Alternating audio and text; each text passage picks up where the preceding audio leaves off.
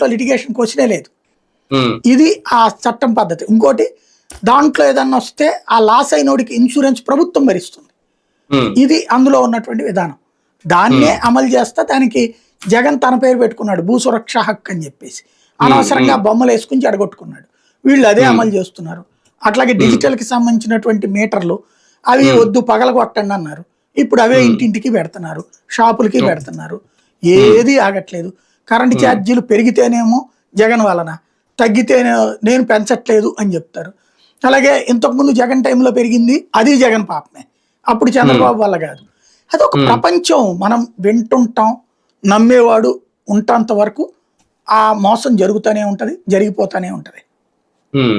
కేంద్ర ప్రభుత్వ పథకాలని ఒక రకంగా ఒప్పుకున్నారా? ఎందుకంటే 3 రోజుల పాటు సూర్యకర మీద బాగా ప్రచారం చేశారు చంద్రబాబు నాయుడు గారు. ఎందుకంటే దీనికి లింక్ ముందు చెప్పింది ఏంటంటే కరెంటు బిల్లుల గురించి నేను ముందు హామీ ఇచ్చాను, కరెంటు బిల్లులు పెంచనని. అలాగే నేను పెంచలేదు, కానీ మధ్యలో పెరిగినవి మాత్రం అది గత ప్రభుత్వ పాపం, అందులో నా ప్రమేయం ఏమీ లేదు అని చెప్పడం. ఇంటింటికి అందరూ సూర్యగారు మాత్రం వేసుకోండి అని చెప్పి 2 రోజులు కూడా వరుసగా 2-3 రోజుల్లో అందరితో హామీ కూడా తీసుకున్నారు. సూర్యగారు ఇంటి పైన ఎవరైతే సోలార్ వేయించుకుంటారో అందరూ చేతులు ఎత్తండి అని.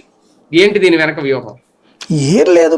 ఇప్పుడు మనం చేతకాని దాన్ని జనం చేసుకోవాలి. ఇప్పుడు ఫర్ ఎగ్జాంపుల్ జనాలకి డబ్బులు, మహిళలందరినీ కోటీశ్వర్లు చేస్తాను, లేకపోతే అందరికీ సూపర్ 6 కింద లక్షాధికారులను చేస్తాను.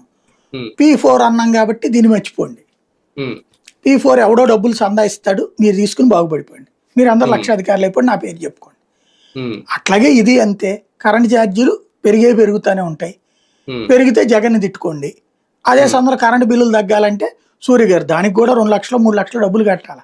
కేంద్రం 70,000 80,000 సబ్సిడీ ఇస్తుంది, మిగతాది మనం కట్టుకోవాలి. అక్కడ బ్యాంకు లోన్ తీసుకోవాలా. అది ఆశించినంత సక్సెస్ కావట్లేదు. అందుకని చెప్పేసి కనీసం కార్యకర్తలందరినన్నా వాడుకోమని చెప్తున్నారు అంతే. కార్యకర్తలతో హామీ తీసుకున్నారు ఒక రకంగా.